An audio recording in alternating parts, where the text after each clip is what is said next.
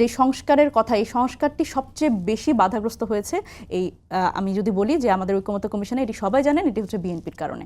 সুতরাং এই জিনিসগুলো আসলে আমাদের এই মানসিকতা বদলাতে হবে যে আমরা যখনই এরকম হবে যে আমরা কোনো একটা জাতীয় স্বার্থে আমরা নিজেদের দলীয় অবস্থানকে পেছনে রেখে আমরা রাষ্ট্রকে সামনে নিব, বাংলাদেশের জনগণের স্বার্থকে সামনে নিব, তখন আমাদের ওই আমরা ক্ষমতায় গেলে এই কাজটি করব, ক্ষমতায় গেলে ওই কাজটি করব বলে নিজেদের যে একটা সস্তা জনপ্রিয়তার কথা ভাই বললেন, এটি মনে হয় ওনাদের কাছে ওনাদের ব্যাপারে প্রযোজ্য।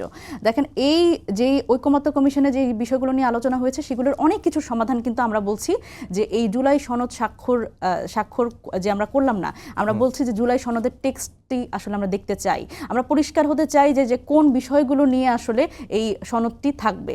এই স্বাক্ষর অনুষ্ঠান একটা আনুষ্ঠানিকতা, সেটি কিন্তু আমরা যাই বা না যাই সেটি কিন্তু আসলে সেই বিষয়গুলোতে আমরা একমত, কিন্তু আসল কাজটি হচ্ছে এই সনদের কি থাকবে, সনদে কি কি থাকবে এবং এই নোট অফ ডিসেন্টের যে বিষয়গুলো সেগুলো আসলে কিভাবে উপস্থাপিত হবে।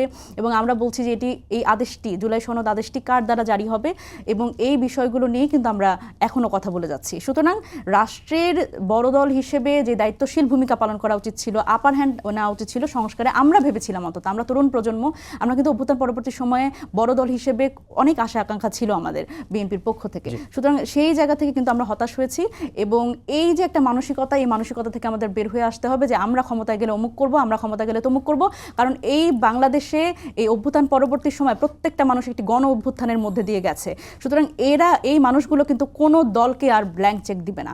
সুতরাং সেই জায়গা থেকে সবাই কিন্তু, অন্তত এখন আর সেই মার্কার যুগ নাই, এখন মানুষ যোগ্য প্রার্থী দেখে ভোট দিবে। সুতরাং মানুষ সচেতন হয়েছে।